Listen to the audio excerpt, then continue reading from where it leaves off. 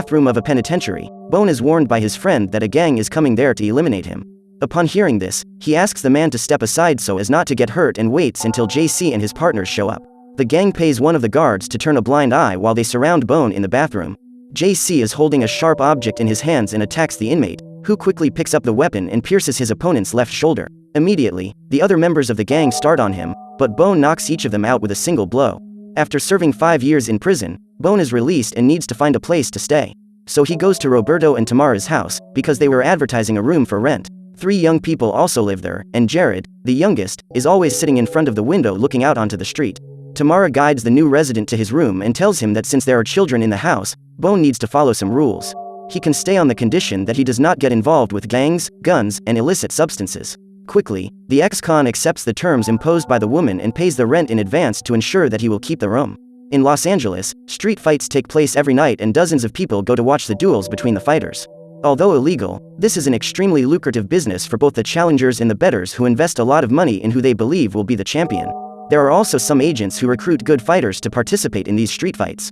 Among them, James is the most powerful and influential. Their champion is Hammerman, who enters the ring with Cowboy, a much smaller fighter than him, but much faster. However, Speed is not able to free Cowboy from the clutches of one of the most brutal fighters that has ever passed through that ring. Hammerman is about to eliminate his challenger when Pinball stops the fight and announces his victory. The man then hands the money to James, since his challenger lost the fight. After being completely defeated, Pinball goes back to his car and is surprised by Bone, who was in the back seat waiting for him. The fighter says that he wants to fight Hammer and offers 40% of the profits so that the man can schedule that fight. However, Pinball has already lost a lot of money and decides to test Bone's skills before putting him in a duel against James's best fighter. This being the case, he goes to another agent and wagers some money so that Bone has a chance to get into a fight. After watching his challenger, Bone sets up for the attack and, with a head kick, manages to take him down with ease. After this blow, the man can no longer stand up, so Pinball takes the bet money and leaves with his new champion. On the way home, while Pinball is planning his next fights, Bone asks what he knows about the woman who was together with James. His agent then directs him to stay away from Angela and tells him that she was married to another guy until James set him up to get him arrested. After that, the man took the woman as his girlfriend, but Angela was about to have a baby at that time and James made her put the child up for adoption. To support her miserable life, Angela began using illegal substances and eventually became an addict. The next day, James is preparing some pieces of meat to give to his dogs when Teddy shows him a recording they made of Bone's fight, in which he defeated his opponent with just one kick. James is impressed and plans to talk to Pinball about his new champion.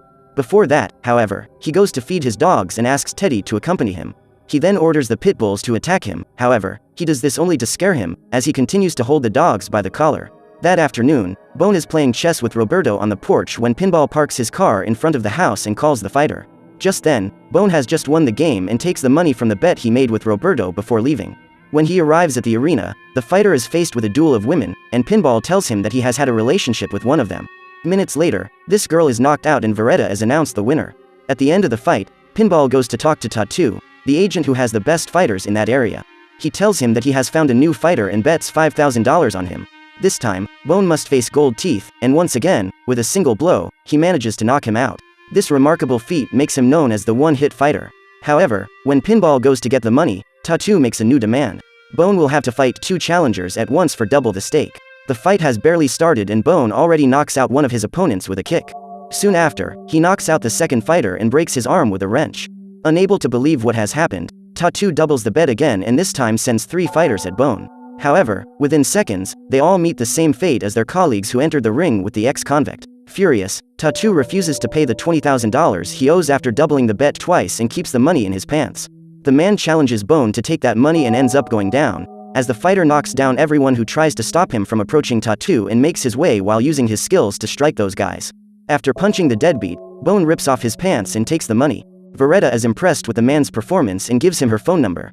As the pair get into the car, Pinball congratulates Bone on the fight and says he has never seen anything like what happened that night. While the 2 business partners are talking, Tattoo appears with a machine gun and starts shooting at them. Immediately, Pinball speeds up the car and both manage to get out of the place unharmed. From that day on, the duo starts earning a lot of money with street fights, and Bone uses all his time outside the ring to practice his Tai Chi. Wherever he goes, the fighter impresses with his unique fighting style, and his fame begins to grow. He is known to be totally invincible in a duel, no matter how strong and prepared his opponent is.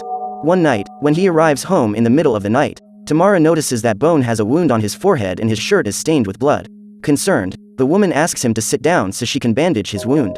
Bone asks why Tamara is up at that hour, and the woman reveals that she needs to wake up early to make breakfast for the children before going to work. Although they are not her biological children, she does her best to take care of those youngsters and prevent them from becoming outcasts. When asked why Jared is always looking at the window, Tamara reveals that the boy, who has been with her for a year, is always waiting for his parents to come back for him.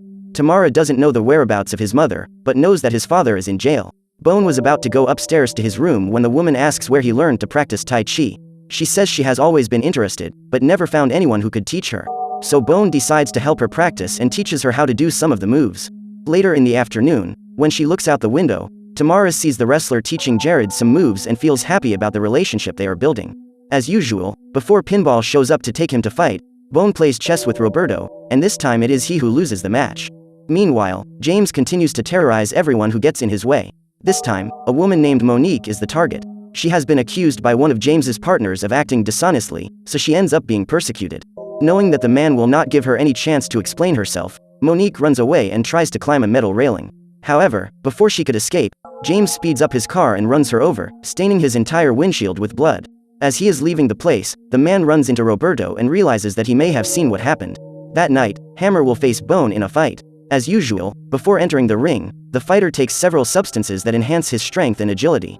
After speaking with James, Pinball introduces that night's main attraction and the two fighters get into position for the duel. Hammer initiates the attack, but Bone manages to dodge his blows and lands a few punches on his opponent. After taking several blows, Hammer is knocked down, but soon manages to get up. However, he is met with a sequence of punches and kicks that knock him down permanently, causing Bone to win another fight. At that point, Pinball goes to collect the debt from the bet, and after handing over the money, the businessman goes to talk to Bone. James congratulates him on his impeccable movements and states that he has never seen anything like it in his entire life. He then invites the fighter and his agent to his home to celebrate his victory and talk business. Knowing that James is a dangerous guy, Pinball tries to decline the invitation, but Bone says it will be a pleasure to visit him. A few days later, the businessman receives the pair at his home and introduces Angela to Bone. The woman ignores him, but James notices that the fighter keeps looking at her. While Pinball goes to get a drink, James calls Bone over to see the room where he trains in martial arts. The businessman says that he has always admired good fighters and believes that a warrior's life should be pure in body and spirit. For this reason, he does not drink, smoke, or swear. James says that he is not like some thug who lives off illegal substances, and he says that he identified with Bone because he realized that he is not like that either. The man presents his collection of swords to the fighter and asks if he knows how to use them. However, Bone claims to have no skill with any kind of weapon. After a few minutes of conversation, James reveals the real reason he invited the fighter to his home. He says he knows a guy named Franklin McVeigh, who is the manager of a great fighter. Despite his ordinary and not at all intimidating appearance, Price has already eliminated 4 opponents in the ring and, after years of career, has won the title of best fighter in the world. To get in the ring with him, the challenger needs to fork over a cool $5 million, and James is willing to pay that amount so that Bone can fight. The problem is that the fighter needs to go up in rankings until he reaches the level to challenge him. However, James believes that he will be able to convince Franklin to arrange this fight. Therefore, he asks Bone to face Price in a duel with the promise that if Bone wins, he can retire with a lot of money. Although this is a tempting proposal, Bone does not accept it immediately and says he will think about it. At the end of the meeting, James spots Angela looking for something on a dresser and approaches her with a small bottle in her hands. There was the illegal substance the woman was looking for, and James says that if she wants to get that vial back, she will have to do him a favor. James intends to induce Bone to accept his proposal and, to do so, asks Angela to help him seduce him. However, the woman does not agree to get involved with the fighter, and James uses threats to force her to do as he ordered. Knowing that her life is at stake, even against her will, Angela invites Bone to her room and, arriving there, threatens him with a gun. However, she is surprised when the fighter pulls out a photo from his pocket and states that, in his last words, Danny asked him to take care of his wife and son. Upon seeing the photo of her former family, Angela becomes so nervous that she begins to feel ill, and then asks how Bone met her husband. The fighter then tells how he met Danny in prison and they became great friends. However, one day, when they were meeting to play chess, Danny was attacked by JC and his gang. Bone watched his friend get drilled to death and could do nothing to save him. Before he died, the man gave that photo to him and asked Bone to take care of his family when he got out of prison. Upon discovering the truth, Angela recounts that she knew all along that James set Danny up to be with her. She also knew that if she refused him, the man would have eliminated Danny and her son. After so many years, the woman does not know where her son is and has no idea if he is still alive. However, to her relief, Bone claims to know where the boy is and promises that he will take Angela to him. After a few minutes, the two leave the room and find James. Bone asks the businessman to leave Angela with him for a few days, and James says he will accept the offer if the fighter can reciprocate it. Bone says he will return the favor, and James orders Angela to pack her things. That same night, the fighter refers her to a rehab clinic and promises that he will take the woman to see her son as soon as she can get rid of her addiction. The next morning, James pays a visit to Franklin's mansion and takes the $5 million to put Bone in a fight against Price. After a few minutes of a tense conversation, the millionaire states that he will schedule the fight. However, if James disappoints him, Franklin states that he will make sure to send him back to the suburbs. In 3 days, some of his partners will stay in his house and Bone should be ready for the fight. It is late at night when the ex-convict arrives home to find Roberto's body on the floor. The place is surrounded by police officers investigating the crime scene. Immediately, Bone rushes to Tamara's room to check on her, and the woman tells him that 2 pit bulls have been unleashed on him. In his last minutes, Roberto has been chewed up like a piece of meat. The fighter tries to calm the woman down and they end up sleeping together that night. Hours later, the couple is awakened by Jared. The boy says that a man has shown up looking for Bone and Tamara gets up scared. When the woman and the man leave the room, James excitedly tells them that he has managed to schedule a fight against Price, and Bone claims that he never said he would fight. He recalls having said he would think about it and decided not to enter the duel. Furious, James tries to draw his sword, but is stopped by Bone, who attacks him and throws the weapon away. James then takes Tamara hostage and threatens to shoot her. However, he is afraid of what Bone might do and decides to leave without hurting anyone. As soon as the man leaves the house, Bone hands Tamara some money and asks her to take the children to a hotel until he contacts her. Once in his car, James orders Teddy to activate his team of killers to act within 15 minutes. Then, Hammer goes after Pinball and attacks him to get him to reveal Bone's location, but the agent says absolutely nothing. Minutes later, Bone shows up and steals the gun from one of the bandits. During the exchange of fire, the fighter manages to eliminate that entire group and helps his friend get up. While looking for Angela, Teddy meets a woman who claims to have seen her at the rehab clinic where she was admitted. However, when they go after her, Teddy and his team are surprised by Pinball, who comes out from under the blanket with 2 pistols in his hands. Bone then shows up and eliminates those guys. When James calls one of his men to confirm that they have caught Angela, Bone answers and states that he is going after him.